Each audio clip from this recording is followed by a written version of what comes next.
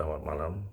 Assalamualaikum warahmatullahi wabarakatuh. Selamat malam, selamat siang, dan selamat pagi bagi semua teman-teman yang telah menonton YouTube Latis. Di sini kita bicara tentang partai politik yang kualitas kepemimpinannya berdasarkan genealogi atau berdasarkan hubungan darah dari orang tuanya. Selain itu, mereka juga hidup dari kalangan orang-orang yang mapan, orang yang stabil dalam kehidupan ekonomi mereka. Dan juga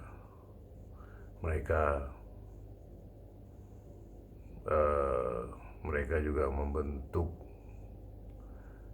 jaringan-jaringan yang telah mereka dibuat sejak zaman dulu kala. Nah, tapi di sini ada sebuah partai, dia tetap dikuasai oleh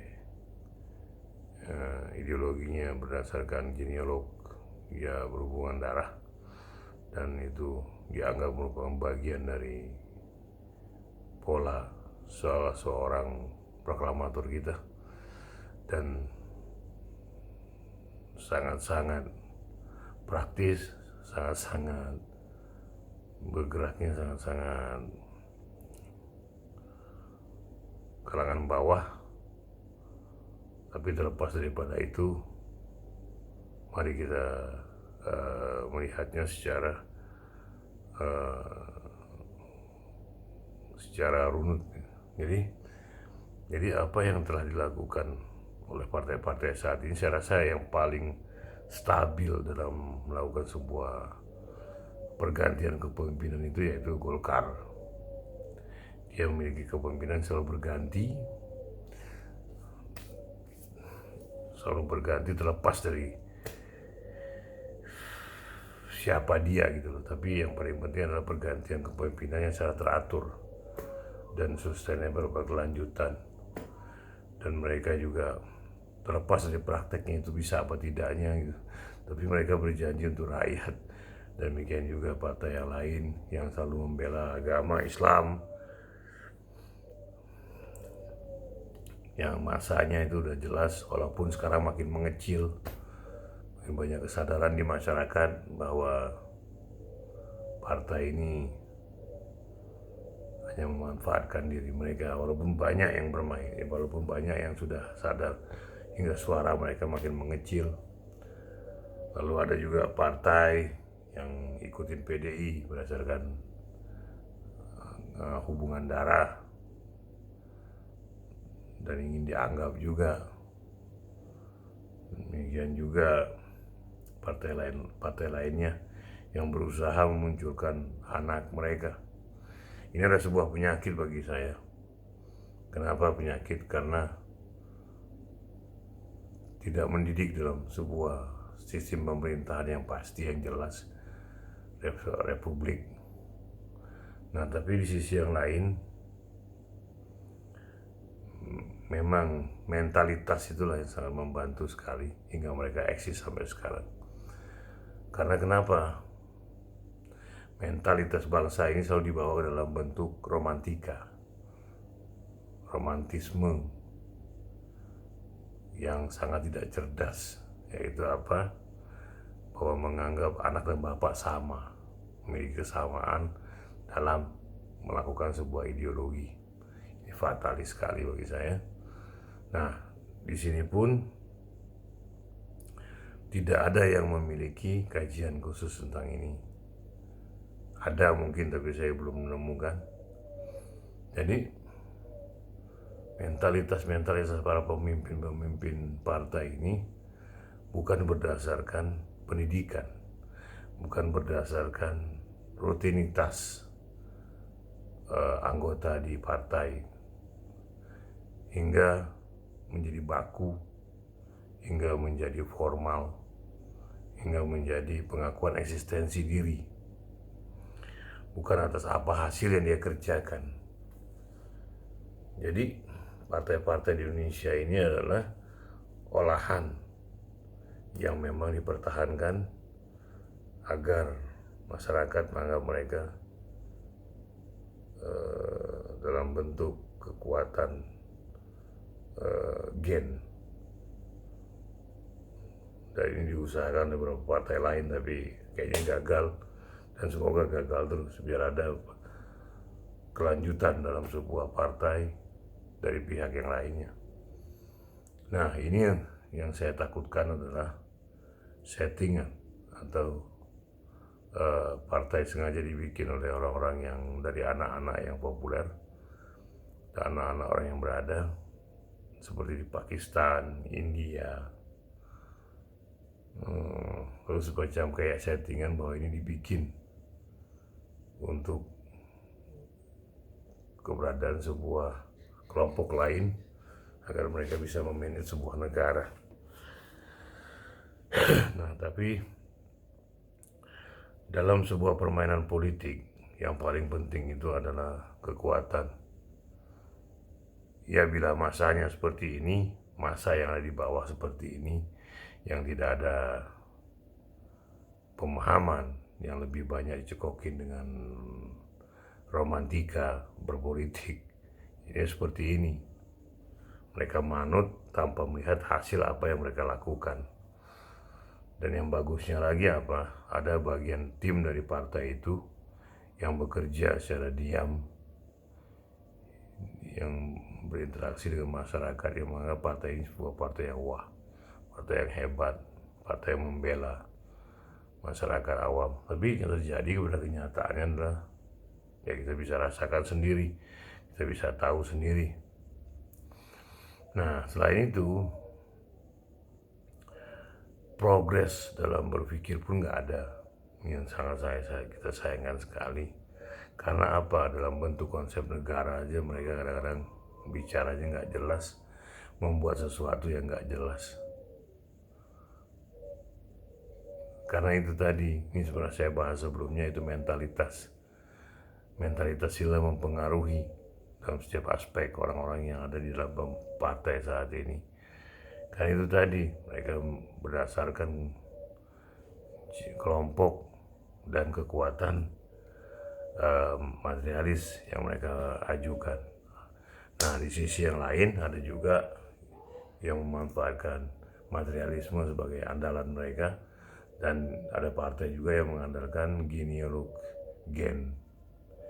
Jadi ideologi itu berdasarkan gen, hingga semua orang di sekelilingnya pun tidak berani berbuat apa-apa, tidak berani protes. Tapi terlepas daripada itu semua, ini kita tak bisa lepaskan dari peranan masyarakat awam yang memang tidak memahami politik praktis dan politik teorinya.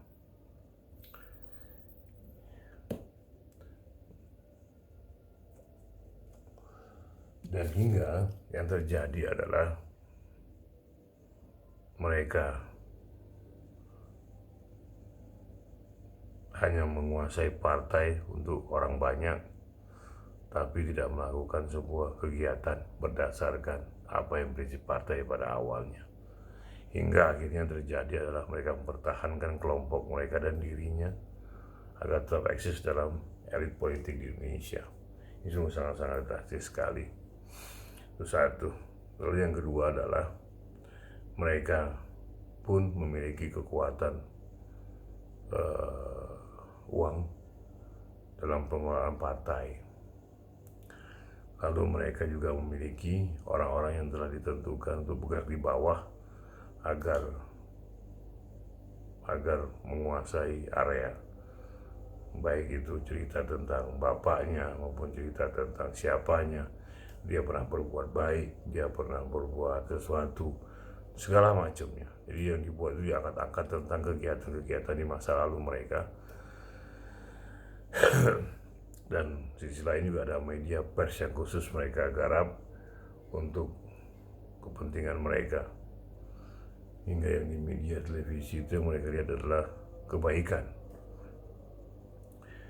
Inilah yang sangat-sangat fatalis sekali. Hingga partai politik pun hanya berperanan untuk menyiapkan calon presiden, menyiapkan anggota DPR RI, DPRD provinsi, DPRD kabupaten dan kota. Ini tugas mereka sehari-hari, tapi mereka telah melupakan sebuah konsep awal mereka, yaitu ideologi. Apa sih partai politik itu? Partai itu apa? Partai itu adalah segala sesuatu, tempat berkumpulnya orang yang memiliki tujuan yang sama, itu partai. Ada kesamaan ideologi. Demikian juga politik. Politik itu adalah sebuah tempat berkumpulnya orang-orang yang memiliki sebuah konsep yang sama, ideologi yang sama, dan tujuan yang sama. Itulah partai politik. Jadi apa yang mereka lakukan pun hanya menyiapkan itu aja. Kenapa itu terjadi? Yaitu tadi, tujuan mereka ingin mereka tetap eksis. Makanya partai dibuat sedemikian rupa biar mereka tetap eksis. Seperti itu yang terjadi. Hingga membuat keberadaan mereka selalu ada, muncul. Jadi seolah-olah mereka ini orang yang berfungsi dalam partai. Oke, mereka berfungsi dalam partai, tapi apakah ide dan konsep mereka berfungsi? Nah, akhirnya mereka lakukan adalah apa? Permainan politik praktis. Apapun yang mereka lakukan berdasarkan bargain mereka dengan orang-orang yang sudah ada di lembaga DPR, lembaga eksekutif,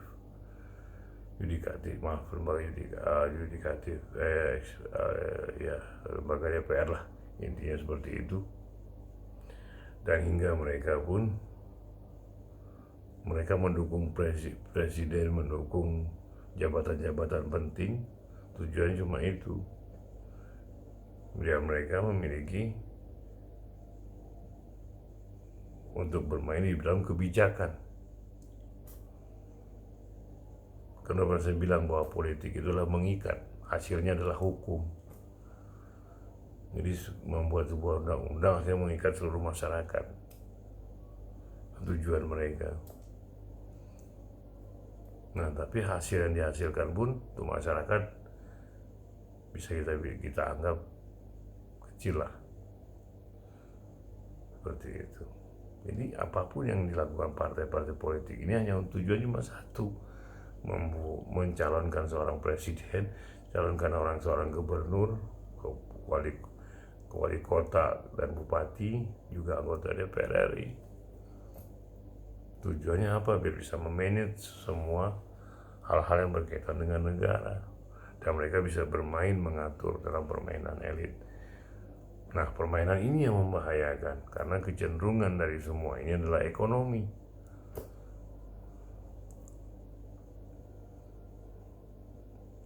Seperti itu. Bagaimana yang terjadi? Apa yang kita harapkan dari orang seperti ini? Dan saat ini mereka mengajukan seorang presiden yang tanpa memiliki hasil dari kerja mereka selama ini.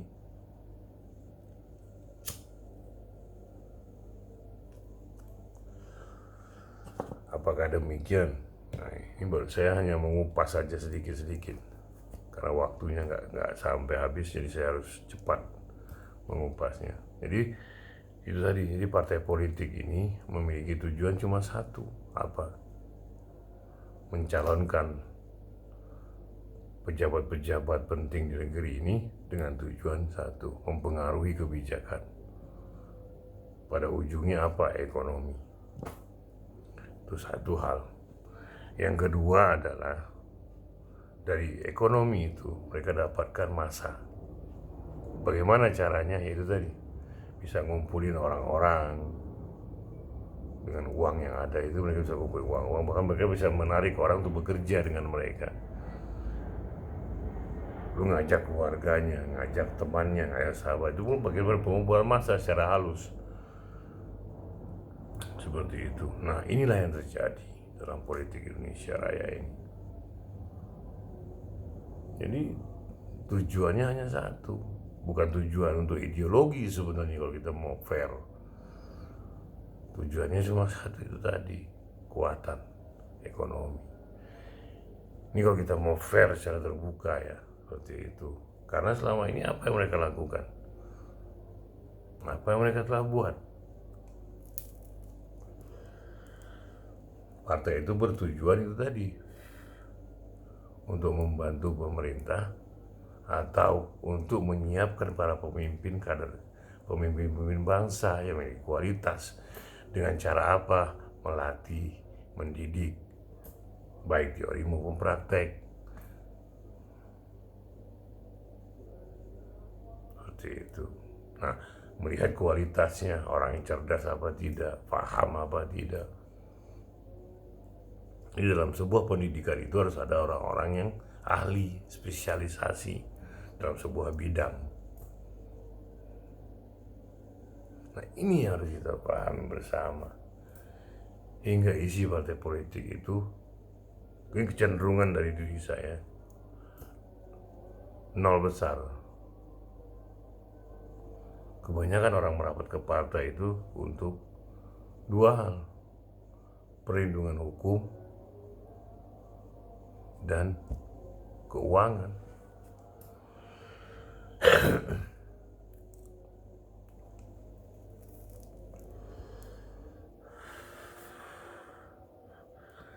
Dan ini sangat membahayakan bagi kita semua. Karena apa? Mereka ini bermain di tingkatan yang kritis. Kritis apa? Kalau terjadi apa-apa sama negara ini, kemana? Mereka pasti lari keluar negeri. Apa? Mereka punya duit, punya modal. Masa bangsa ini tinggal, masyarakat, rakyatnya. Ini seperti itu, teman-teman.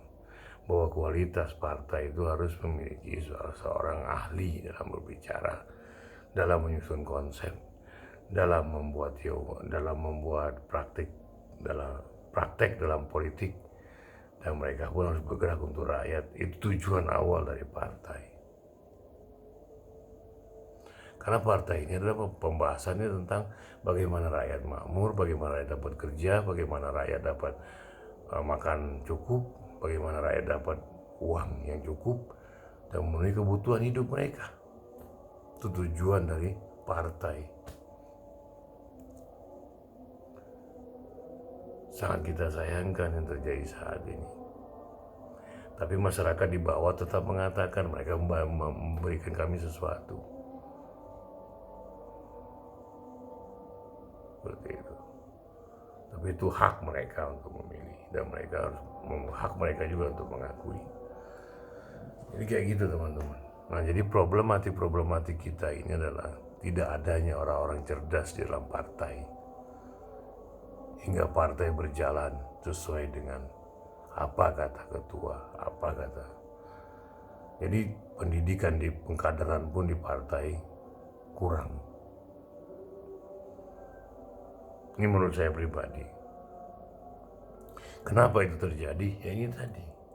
Karena kualitas orang-orang yang ada di dalam itu melihat kecenderungannya pada apa? Kedekatan. Bukan pada prestasi atau hasil yang didapat dari anggota partai. Itu satu. Yang kedua, gen. Berdasarkan turunan. Yang ketiga, uang. Ini sangat-sangat bahaya sekali untuk bangsa ini. Akhirnya apa?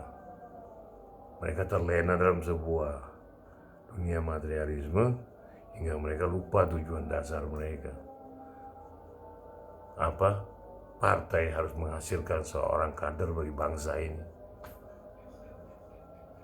yang memahami budayanya, yang memahami sosialnya, yang memahami ideologinya, yang memahami kehidupan masyarakat, budayanya, yang memahami karakter masyarakatnya, dan juga memahami situasi geopolitik dan geostrategi,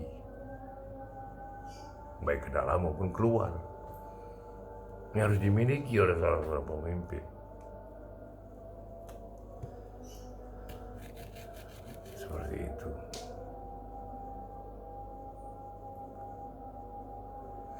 Jadi seorang pemimpin itu harus ada main di dalam tengah masyarakat. Dia harus mencari data, dia harus mencari, dan pemimpin terus turun. Dia bisa dengar laporan aja.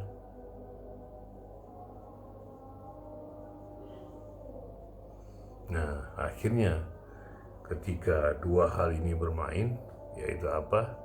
Gen dan uang, lupa tujuan awalnya.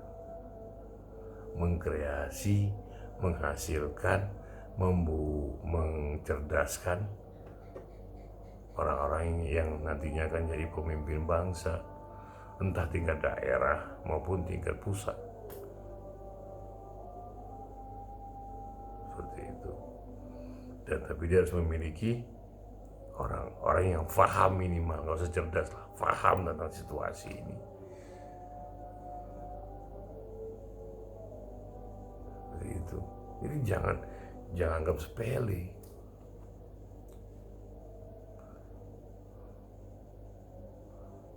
Kedekatan itu bukan sebuah kebaikan menurut saya.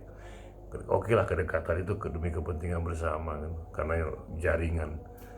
Tapi ya itu juga tadi yang itu juga harus kita bahas juga, gimana kedekatan itu bukan berdasarkan jasa dia menolong ketika dia jadi seorang pemimpin, tapi melihat hasil kerja dia dulu, baik apa tidak, cerdas, paham apa tidak kehidupan masyarakat.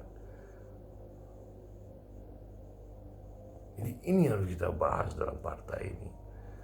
Karena tujuan berdirinya partai itu tadi mencerdaskan orang-orang yang akan menjadi calon bangsa, memahami ipolek sosbudnya bangsa ini dan hankamnya baik keluar maupun ke dalam, serta geostrategi baik politik ekonomi.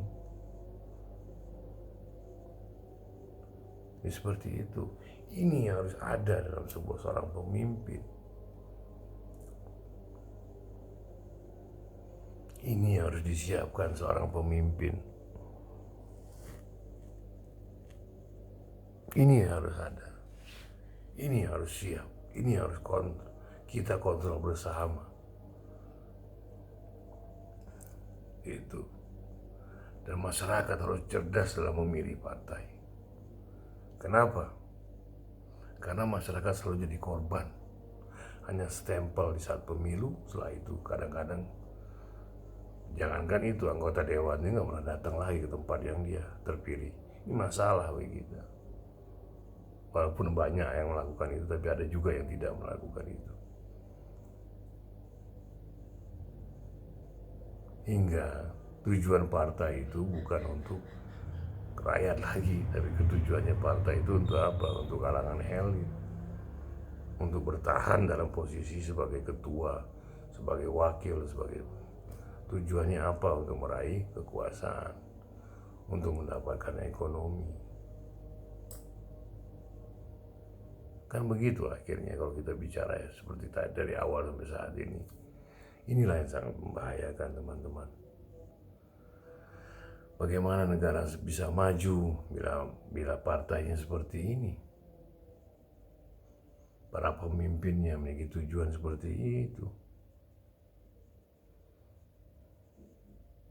Dan bergeraknya partai seenak udelnya. Yang mengkritik dikeluarkan. Metodologi apa? Ini pakai sistem apa? Seperti itu. Nah, jadi partai itu harus bergerak dalam kecerdasan. Tidak bisa partai itu hanya diam ketika ada sesuatu masalah di masyarakat. Gitu.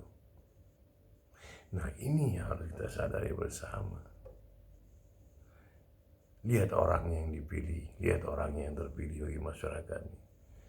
Mari kita sadar bersama lah untuk melihat dan meninjau sifat dan tingkah laku orangnya ketika kita berjumpa dan apa yang dia janjikan. Jadi masyarakat jangan mengiya-iyakan aja. Dan para pemuda janganlah dikasih uang 150, 250 milih. Ini membahayakan. Jadi apa yang harus kita lakukan? Itu tadi kesadaran bersama.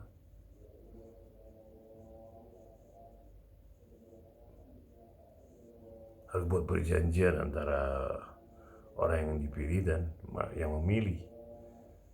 Masyarakat harus bikin perjanjian itu, kerjasama dengan seluruh RT RW, bikin perjanjian, tanda tangan, hitam dan putih, materai 10.000 harus. Ini tujuan kita apa? Untuk biar mereka ada sebuah hukuman nanti ketika mereka tidak melakukan itu. Dan ini peringatan juga buat partai, bisa menghilangkan suara.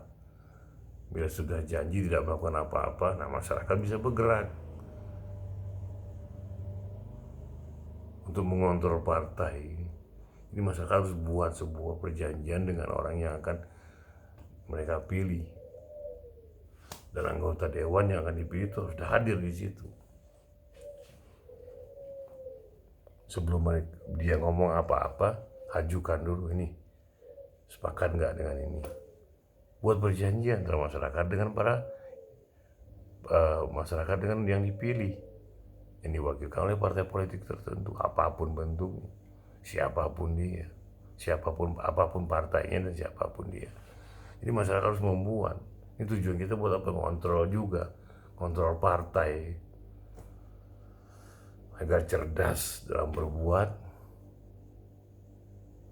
dan pandai dalam aksi untuk masyarakat. Jadi jangan hanya untuk diri kelompok mereka saja. Kira masyarakat hanya sekedar korban, hanya stempel di saat pemilu, setelah itu ditinggal. Ini masalah bagi kita bersama. Kita ingin negara ini maju seperti Jerman, seperti Prancis, atau bahkan seperti Jepang, Iran, dan sebagainya, baik dalam teknologi maupun dalam keilmuan, baik ekonomi dan keilmuan, seperti itu. Jadi di partai itu dia nggak berbuat macam-macam. Ketika masyarakat buat perjanjian antara orang yang mewakili partai dan orang pemilih, harus buat perjanjian, tanda tangan, materai, kesepakatan bersama dulu. Jangan mau cuma dikasih kopi, makan, itu udah biasa. Jadi problematiknya adalah nanti kerja mereka itu apa, untuk siapa, apakah untuk pemilih, apakah untuk partainya sendiri atau dirinya sendiri, seperti itu. Nah jadi ini harus kita pahami bersama. Jadi untuk mengontrol partai itu masyarakat juga harus berbuat sesuatu.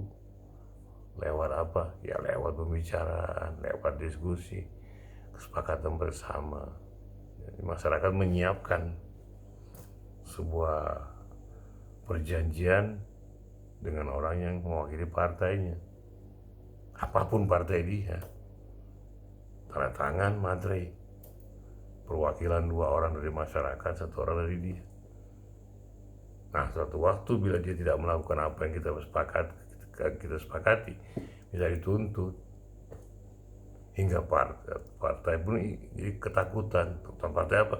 Hilang suara mereka. Hilang suara mereka, hilang juga mereka kekuatan mereka di DPRD, DPR provinsi dan DPR pusat.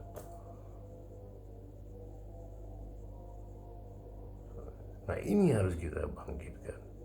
Ini harus kita munculkan dari masyarakat dengan tujuan mengontrol.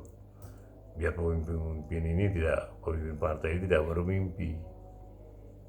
bermimpi seolah-olah bahwa rakyat ini bisa lah, gampang lah di main-mainin lah, seperti itu. Kasih beras, kasih minyak, dikasih juga duit, udah selesai, pasti mereka milih. Jadi seperti itu. Apakah ini yang kita maukan? Janganlah. Mari kita bersama-sama. Karena partai ini selalu bermain mereka selalu membawa romantika, selalu membawa cerita-cerita masa lalu, kekiniannya mereka jarang bahas. Apa yang harus mereka lakukan untuk rakyat, apa yang mereka buat untuk rakyat, dan apa yang mereka harus ungkapkan kepada rakyat apa yang mereka bisa berguna bagi rakyat. Ini tidak pernah ada. Nah, makanya masyarakat untuk mengontrol partai dan pemimpin partai yang merasa dirinya lebih kuat dan mampu, lakukanlah seperti itu. Untuk apa? Penyeimbang. Seperti yang saya ceritakan tadi. Jadi mereka nggak berbuat macam-macam, dan ketua partai pun berpikir, ini masyarakat harus aktif. Jadi ketika pemilihan berlangsung, tak minta tanda tangan mereka. Untuk apa? Untuk jaminan kita memilih dia.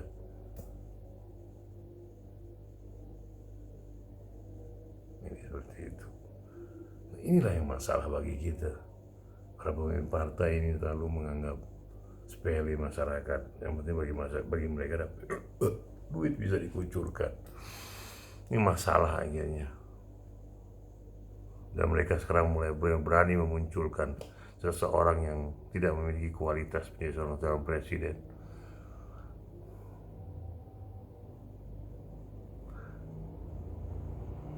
Apa yang terjadi? Setelah ini terus berlangsung di negara ini. Kemajuan itu berdasarkan majunya masyarakat bangsa ini ketika kita memahami sesuatu.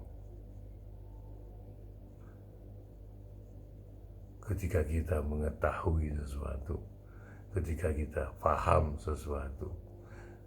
Kenapa itu terjadi? Masyarakat ini berfungsi untuk mengontrol para politisi tidak berbuat macam-macam. Karena mereka berjanji, setiap kampanye selalu janji. Dilakukan apa tidak kan? Ya masyarakat yang merasakan.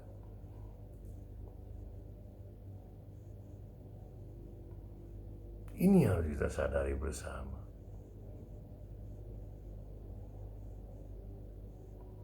Dan dengan ketua partai seperti sekarang ini, di semua partai, ya apa yang terjadi bangsa ini nantinya.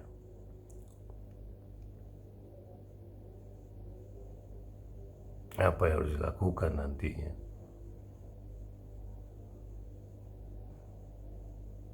Ini harus kita lakukan, gerakkan masyarakat untuk merubah gaya partai yang selama ini berlangsung. Tunjukkan pada mereka, kami ini punya kekuatan. Jadi itu yang harus dilakukan masyarakat untuk mengontrol partai-partai yang seperti ini. Karena itu tadi, partai ini berfungsi sebagai apa? Yaitu tadi, untuk mencerdaskan masyarakat, untuk membuat kebutuhan masyarakat terpenuhi, beras, gula, dan lain sebagainya. Cukup hidupnya, mampu dalam hidup. Apalagi segala sesuatu kebutuhan pokok itu harus ada, terpenuhi oleh masyarakat melalui mereka. Oleh apa? Buat kebijakan lewat undang-undang yang mereka buat, baik Pemda maupun DPRD, ya, baik pusat mau provinsi maupun daerah. Demikian juga pusat, DPR RI dan pemerintah. Seperti itu. Nah, jadi partai itu jadi berpikir, para pemimpin partai jadi berpikir, kehati-hatiannya harus ada. Nah, jadi ketua partai saat ini sungguh-sungguh sangat menyedihkan. Karena itu tadi mereka juga mulai serampangan mengajukan calon presiden untuk partai mereka, dan diberikan kepada masyarakat yang memiliki semuanya nol prestasi, tapi diajukan juga untuk jadi seorang presiden. Gimana? Karena itu tadi peran Pak Ketua Partai yang terlalu dominan. Ini membahayakan bagi bangsa ini. Ya, bila kita melakukan seperti itu karena kita tidak memiliki pemahaman yang jelas tentang politik dan juga segala sesuatu yang saya sebut tadi, seperti Poleks Hankam, nggak mengerti sama sekali. Jangankan untuk luar lah, untuk Indonesia aja. Wah, parah kita. Akhirnya ke zaman Soeharto lagi. Yang penting gue berkuasa. Semua tambang-tambang dikuasai asing. Membahayakan sekali. Pengalaman masa lalu tuh jangan dibawa lagi ke masa sekarang atau masa depan. Kita udah cukup pahit dalam kehidupan di masa lalu. Jangan lagi kembali ke masa lalu lah. Gitu. Karena ketua partai itu berfungsi besar dari bangsa Indonesia. Karena itu tadi masyarakat masih awam tentang politik, tentang proses politik, pembuatan kebijakan politik itu sangat-sangat awam sekali. Ini harus kita sadari. Dan partai politik pun harus tahu bahwa nggak selamanya masyarakat seperti ini. Masyarakat pasti berubah dan masyarakat pasti akan melawan. Jangan kalian anggap bahwa kalian punya uang dan karena anak dari seorang tokoh terkemuka di Indonesia lu bisa berbuat seenaknya. Ingat, bangsa ini setelah banyak pelajaran, mereka akan terguling, mundur atau digulingkan. Bangsa ini telah menunjukkan semua itu. Hati-hati sekali. Hati-hati sekali. Jadi ketua partai, ya itu tadi lah, makanya ketua partai itu harus, karena dia membentuk orang untuk menjadi seorang pemimpin di Indonesia ini.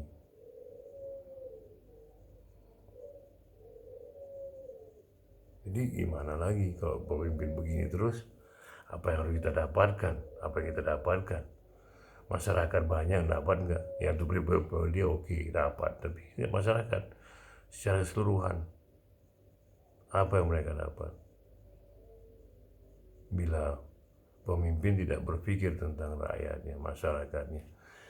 Demikianlah teman-teman. Jadi politik kepemimpinan di Indonesia ini adalah sebuah hal yang sangat-sangat buruk, hingga perjalanan politik Indonesia ini stagnan. Karena itu tadi, regenerasi tidak berjalan. Yang kedua, kita banyak bermain romantisme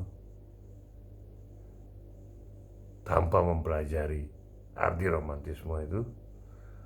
Yang ketiga, asik mengagung-agungkan diri dan keluarga. Yang keempat, ketua partai politik ini interaksi dengan buku itu hanya buku kelompoknya saja yang dibaca. Sungguh sedih sekali. Hanya pintar praktisnya, tidak paham dalam teorinya. Yang kelima, terasiknya mereka dalam kekuasaan. Ini yang membahayakan sekali, hingga mereka lupa bahwa mereka punya sebuah tugas bagi bangsa ini untuk menghasilkan kader-kader yang baik bagi masyarakat, untuk memimpin bangsa ini. Ini yang sangat fatal sekali. Karena kita mengangkat ketua partai itu berdasarkan genero darah, bukan berdasarkan kemampuan. Yang membahayakan sekali, dan ini juga sangat-sangat fatal akibatnya. Akhirnya seperti yang akan terjadi seperti yang saya ceritakan tadi. Bila ini terus dilanjutkan, mau apa Indonesia ini? Yang mereka tampilkan jadi tokoh-tokoh calon presiden seperti itu semua. Marilah berkesadaran masyarakat untuk mengontrol. Rakyat pun harus berbuat sesuatu, yaitu apa tadi, ketika mereka mengajukan calon untuk wilayah yang mereka kuasai, buatlah sebuah perjanjian antara yang dipilih dan yang memilih. apa yang kekurangan di warga tersebut, sebutkan semua, tuliskan dalam bentuk tulisan, dalam bentuk teks, lalu tanda tangan bersama. Ini juga harus melatih pemimpin politik berpikir keras. Ketika mereka tidak melakukan, kita melakukan sebuah protes,